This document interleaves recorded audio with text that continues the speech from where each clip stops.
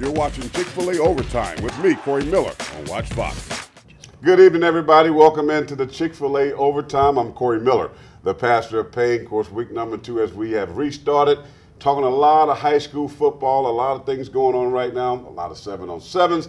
You know, kids are competing, no pads on, but they're getting out there running routes, trying to, and really it's an offensive drill. Let's just be real about it. When you can't hit folks, you can't really reroute. So the offense is going to have more success. But we talked about a lot of 7-on-7s, a lot of practice, a lot of lifting, a lot of running. So guys are getting ready in the dog days of summer. Joining me now, my partner in crime, SC Varsity's very own, Jim Baxter is here with a nice colorful shirt on. Looks good. Kind of look like Irmo colors. I mean, Coach Kennedy was here last week. Steelers. Oh, Steelers colors. Okay, so it looked like a yellow jacket, kind of covered up the Irmo there. Yeah. But a lot of good teams, Jim, is, you've been working guys out. You're doing the quarterbacks. You got the D-line, O-line camps. You training. You're sending a lot of kids out there right now. Just real quickly before we get into teams, tell me a couple players that you've been kind of impressed with this summer. Well, I mean, it's the same guys that we've seen last year that were pretty impressive. I mean, you start with guys like Jason Hopper, wide receiver over at Lexington. I think is probably one of the more exciting offensive players in the Midlands area. Stephen Davis, Dutch Fork, has done real good in passing league so far on the defensive side of the ball, which is something we can talk about later. I'm not a big fan of the passing league if you're a defensive coach because it's hard to win. Well, what happens is on the defensive side of the ball in passing league is sometimes your linebackers are taught or just by habit drop back too quick, and then so when you get in a game they don't do the same thing. It's not game simulation, but anyway, Stephen Davis has done a good job. Dutch Fork's got a new quarterback coming in, transfer. Can't really talk much about that right now, but I'm going to see him tonight. But Donnie Baker over at Lexington has done a real good job for the Wildcats. They look good in 7-on-7. Jalen Nelson over at Ridgeview has done a good job. Had a chance to see him. Brandon Tillman, River Bluff, is going to be one of the better players in the Midlands area. I think he may be one of the top athletes in the Midlands. Well, a lot of good athletes out there. Of course, we'll get to a lot of those later on during the course of our shows here on the Chick-Fil-A Overtime because my pastor's picks, I'll tell you who the best players are in the Midlands. Now, let's look at some teams. I want to start with Lexington. Josh Stepp has done a really good job. I enjoyed going out there last spring or this spring watching them. They have a lot of good players. You talk about the defense side of the ball. We know they're going to be pretty solid. Now, they lost some players there, got some holes to fill. So does everybody. But the quarterbacks look good. You mentioned the receiver. They look really good. The timing was down. But the Wildcats took a step back a little bit last year. Not the season that Josh wanted, but I think this team's going to bounce back. I think they're going to bounce back. I mean, they're loaded from a skill standpoint. They may be one of the more impressive teams I've seen in the Midlands in the off season. They've got two quarterbacks, Donnie Baker and Brandon Blake, both doing a good job. I think Donnie Baker is probably a little bit better game manager, and he may be the guy to lead this team. Slade Carroll at running back, Jason Hopper. They got Jason Rump transferred over from White Knoll High School, 6'5" wide receiver. So on the offensive side of the ball, they're solid. Defensively, Trey Mitchell, linebacker, I know you like him. Yeah. He picked up an offer this week from PC. Nice. You've got Nick Graves, who I think is one of my favorites in the Midlands area. So they're loaded on both sides of the football. I think the key for them is going to be the play of the offensive line. They lost a lot of talent on the offensive line. They've got one really good guy coming back at left tackle, the Blackman kid, Hunter Blackman. He's pretty strong, but they're gonna probably early have to play kids both ways. They've got a strong defensive line. They may have to take a couple of those kids and play them on the offensive side of the ball until that offensive line develops. Yeah. Well, another team out in that area, we call it Lexington County, I guess, will be White Knoll. Coach Dean Howell out there. Really nice football team last year. They really not fancy how they do things, but I like how he was working this spring. I mean, it took him a little while. I mentioned this last week that his quarterbacks were playing baseball, so it kind of held them back, but I like what they were doing. The linebackers looked really big and very athletic. The offensive line were solid. They always seem to have good size, but this is a team that I think Coach Howell really preaches toughness, execution, and just mindset. I mean, I like this White Knoll team, and I think this is a team people are going to have to watch out for. They'll be physical. He's got a couple of good quarterbacks, McKinnis and Groves, both coming back from last year. They also got a transfer this week. rising sophomore from Airport, John Eric Kirkland, who's going to be in the mix. He's a pretty good athlete. I like this team. I think they're very strong at linebacker. Linebacker position may be their strongest point this year, and defense wins football games. So if they can get that taken care of, they're going to be competitive in that region. Well, defense wins championships, not just football games. Another team we're going to talk about is a team that I think may step down just a little bit. AC Florida. I think they lost a lot, but I know that Reggie does a nice job. He got some good players. They were intense. They went at it. But I don't know if that's going to be the same AC Florida team that we've seen, especially last year. The Falcons are always well coached, no doubt about that. Their strength program they're really, really good. They're strong, they're fast, but I think they step back a little bit. I think they're going to miss the big play ability of Denzel Johnson. I think you take a kid like that out of the mix, and you're immediately going to have a drop off, at least in the big plays. They got Brendan Green back. I like him. He's a good quarterback. He's a good leader, and he's going to do well for that football team. They've got a tailback this year. I don't know if you've seen him play. That's about 6'1", 6'2", 210 pound, kind of a throwback tailback type of player, and I think he'll be big for them on offense. But they're going to be good in the trenches. Again, you talk to Reggie Shaw, it's just like every coach. They say, well, it's going to depend on how we play on the offensive line. But they've got the ability to be a pretty good football team, and I think they can compete in that region and be one of the favorites. You look at that region, it's going to be AC Florida. I think Chapin's got to be the favorite coming into the season, but Dreer's going to be in the mix as well. No doubt about it. Speaking of being in the mix, real quick, we got about 40 seconds before we hit a break. Ridgeview, when you're talking about all the new coaches that are here in the Midlands, let's take a look at Coach Perry Parks and Ridgeview, because this is a team that has athletes. Now they got I like to call it a sheriff in town. Ridgeview is going to be a nice football team, and they're going to be like one of my surprise teams. Real quickly, Jim, what do you think about? I like them. This week in Baxter's Blitz in the state newspaper, I had them listed as one of the impact teams in the Midlands area because they will impact that region. They're going to come into this season, just like every year, people aren't going to expect anything from them, but this year they're going to have something to show them. And I think they're a team that could easily finish in the top 3 in this region. I think, everyone's going to circle Dutch Fork as a favorite coming in here. But honestly, if you look at Blythewood, Spring Valley is going to be down this year. I believe this is a region, this is a perfect year for Ridgeview to have a good football season, because they could finish as high as number 2. Well, we'll see, and we'll talk to the man who is the new sheriff in town. He's going to be on the set. Coach Perry Parks will join us right here after the break in your Chick-Fil-A Overtime.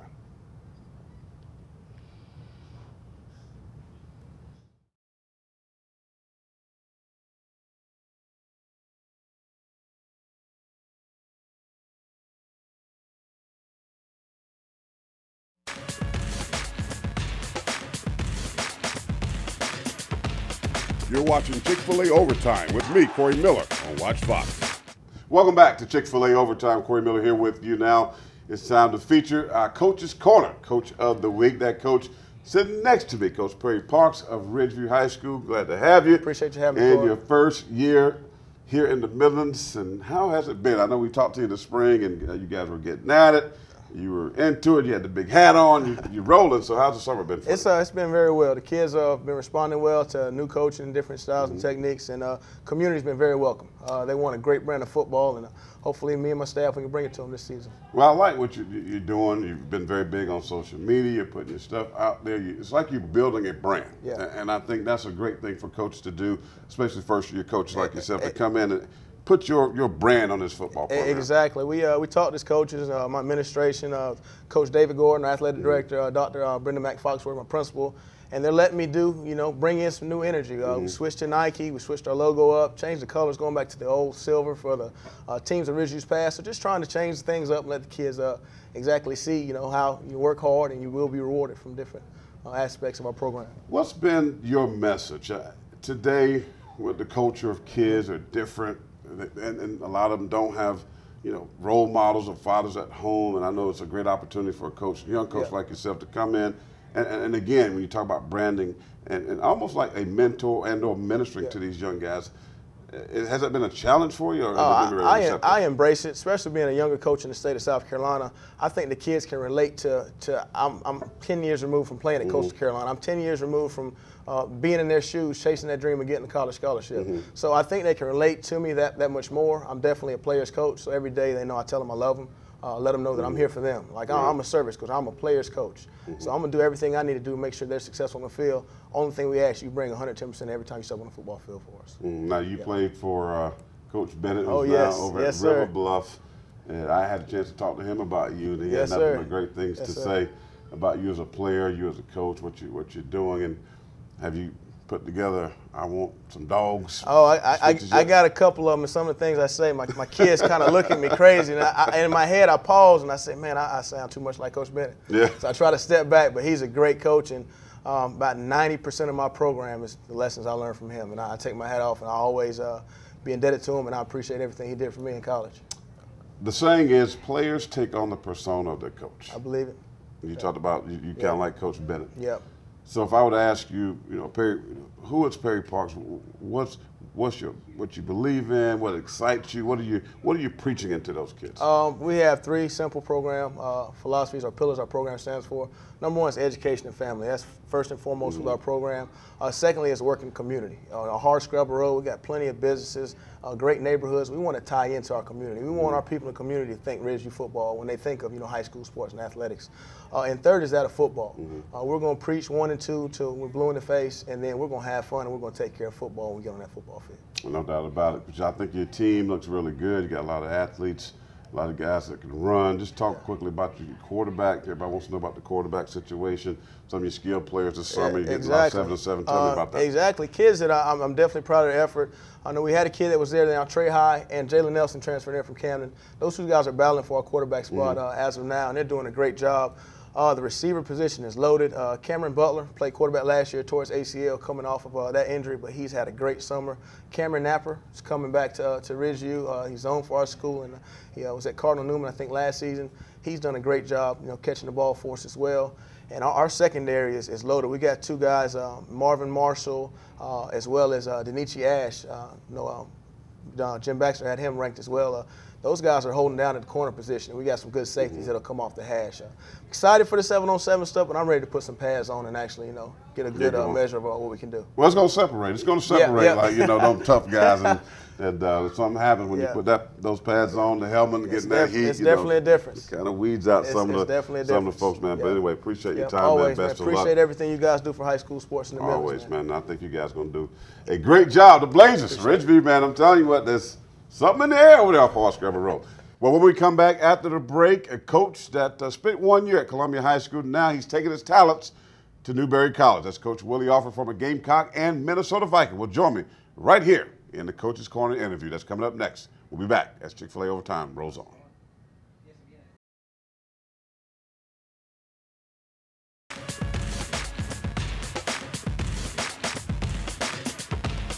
You're watching Chick-Fil-A Overtime with me, Corey Miller, on Watch Fox. Welcome back to our Chick-Fil-A Overtime. I'm now joined by former head coach of Columbia High, former Gamecock, former Minnesota Viking, and now he's the new defensive line coach at Newberry College. Willie Offer, man, appreciate you joining us. Of course, we had a chance to see you in the spring, getting the guys ready, going through spring ball. You had a good-looking team out there, of course, coming off a 1-9. I know you just told me off air you don't like bringing that up, but we have to bring it up in your first year at Columbia High. But now you in the college ranks. So what went on about your decision? Well, anytime as a young coach, you have an opportunity to go after your career goals. When an opportunity arises, you'd be wise to take it. And a lot of people don't understand how difficult it is for high school coaches to make the transition into college. And the opportunity came at a time where I felt like I need to make a move. And that's what my wife and I decided to do. Well, I remember at a camp in South Carolina, you were here and you were coaching, I believe, down in Florida. And you told me then that you really wanted to get into the college ranks. So that's been what your goal has been, is to get into college, and even not just at Newberry, but one day high-level D1 football. Yeah, of course. Anytime you have career goals, you want to go after them, and you want to put yourself in position to be successful. And when opportunities come, like I said, you want to take them. And I'm excited about the opportunity.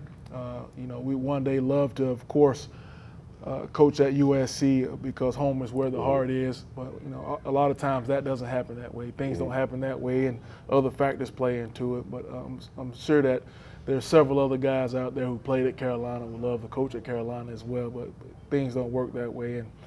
But yeah, I definitely love to to continue to grow.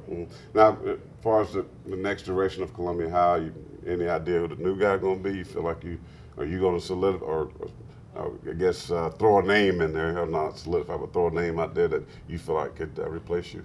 Right now, Simon Scott is there as the interim. He's our defensive coordinator last season. He's been there for over 10 years, maybe 15 years, and I hated to leave a situation where we had a good group of young kids, and yeah, we were 1-9 last season, but the kids were working hard, and they had some talent in a 9th grade class, the rising sophomores, that I'm looking forward to see how they pan out within the next few years. All right, fast forwarding to Newberry, another Gamecock is up there. Cedric Williams, you join him, and Todd Knight, who I know does a really good job with that program. They had a nice year last year. So how do you see fitting into defensive line coach and going forward in your team and the outlook? Yeah, well, first of all, it's about relationships, and Todd and I have a good relationship. Of course, Cedric and I play together, so we're almost like brothers. And anytime you can go into a situation where you have some familiarity with the people on the staff, that's always good. Right. That's always good, and I think that it'll be a smooth transition. The kids have been working hard there. They have some really good upperclassmen on the defensive line that's going to help solidify the defense, and I'm looking forward to the challenge. Now, you played safety at the high level with the Gamecocks and the Vikings. It might be easy to really now up on the front line. You've seen everything from the back end. Now, you know what was happening with the defensive line, so that transition should be easy for you. It should be an easy transition because, like you say, as a safety, you have to know where everybody lines up and where everybody fits. And a lot of times, while we were studying film, we had to study the defensive line and study how they're going to attack certain gaps and what kind of angle they're going to take, which help us determine how we're going to fit in the running game and the pass as well. So I think it'll be an easy transition. I'm going to give it the best that I have, and I'm looking forward to the opportunity. It'll be a great opportunity. We wish you nothing but the best. Coach Willie Alford now with the Newberry College guys up there, Todd Knight, Cedric Williams. Looking forward to some good things from up the road. Well, when we come back, our favorite part of the show. It's now time to reveal our top 3A teams right here in the Midlands. Will AC Flora make the cut in my picks? Well, stay tuned and find out as Chick-Fil-A Overtime. We'll be right back.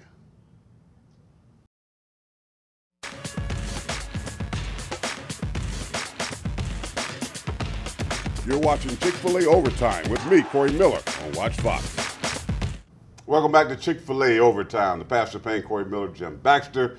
Our favorite segment of the show, I must say. It's fun when you're looking at these teams and trying to figure out who's the best, and you and I going at it. So this week it's 3A. We did 4A last week. Of course, my pick of Irmo at number 1. You had Dutch Fork at number 1. Right. And I had Lexington at 4, maybe surprise some people. But, I've got some feedback, on my top 5. But I'm pretty solid. Congratulations, Ridgeview, for making the top 5, what Coach Parks did last week. And talking to us, I feel good about my picks. Now, that being said, top 3A teams in the Midlands this week, who you have? You want to do the correct one first, or you want to do the poor man's?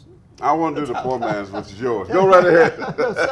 All right, number 1, Airport Eagles. I think this is a team loaded with talent. They got you and Kirk run that tight. Yeah, right.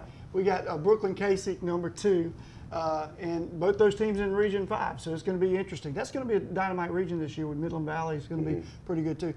Chapin Eagles, number 3. I think Chapin is the front runner for Region 4, 3A. I think they're going to be strong. AC Flora, we talked a little bit about them last week. I think that Flora is going to be a good football team this year. Brendan Green returning at quarterback. I think that they've got a chance at competing for that region title. And then Laura Richland, jury's still out on them a little bit. I've seen them in 7-on-7 a couple times this year. They're very talented, a lot of athletes. Just got to see them do it on the field. And I think that Coach Darrell Page is changing the culture over there. We'll see if it's ready. But I got them at number 5. That's not bad. I mean, that is not a bad list, Jen. I mean, you, again, as I called you last week, feel still of high school football. So it's okay. But you ready for the real deal, folks? Let's roll it, D-Money. Number 1. That's right. The folks in Chapin, when I drive through there now, I'm not going to be as afraid because they're going to see me and they're going to say the Pastor Payne loves us. That was a fear pick. Yeah. I'm going with the Chapin Eagles. We went out there this summer. We was at the spring game. I tell you what, right now, this team, watch out. I think they're loaded. They got some good players. The quarterback is a veteran. They got a tight end that can stretch the middle of the field. They're going to play good defense, and they got one of the best fan-supported teams out there. The Eagles of Chapin. Well, the other Eagles of Airport. Coach Burnett, send me a card. I got him at number 2. His son's at quarterback. I've been talking to Kurt. He's been all these camps. He's getting his son looked at, Clemson and Mercer. He's been everywhere, and they get some work done. I'm taking Airport at number 3. I'm in 2. Number 3, Brooklyn, Casey, the Bearcats. Now, Coach Sharpie, I had you high last year. I need some love. I need for you to step up. You got Dr. Jerry Brown on your staff over there now. I mean, so I know there's going to be some old school coaching. Coach Sharpie still wearing the bike coaching shorts, right? Yeah. The ones that you had. Got a new running back coach over there, too. And got a new running back coach. So I like Brooklyn, Casey, number 4. I like what Coach Page is doing. They got the best wide receiver in the Millers on this football team, I think. And I think they got athletes all across. I think they're going to be a good football team. He talked about discipline. Well, this team's going to be ready to play. Number 5, AC Floyd. You my neighbor. I live across the street over there from you. This is my part of the neighborhood, but I think they take a step back. They lost a lot of good athletes, Jim. I just think Reggie, I mean, I like what they were doing in practice, but I just think it's going to be somewhat filling up the gap a little bit. So I got them at number 5 and 3. Not bad. I'm not going to argue that. I think it's a pretty good pick. You know, one team neither one of us mentioned was Dreer. I think in that Region 4, they could actually compete in that Region 4. I still think Chapin's going to be the team to beat there. But Dreer, of course, Avery Armstrong back, they're going to be strong. Yeah, they were our first team in Spring Tour 2015 that we saw. And obviously, you know, this is a team that been battling. They was close. They, you know, lost in the playoff game, I believe, on the road. But this is a team, I like them, but I'm like you, I got to see what they do as we get going. Well, folks, that's going to do it for our top 3. Again, next week it's 2A. I can't wait till that happens because my list is going to be stellar. For Jim Baxter, for Dustin, for Andy Pentecoff, I am the pastor of Payne, Corey Miller. Folks, have a great night.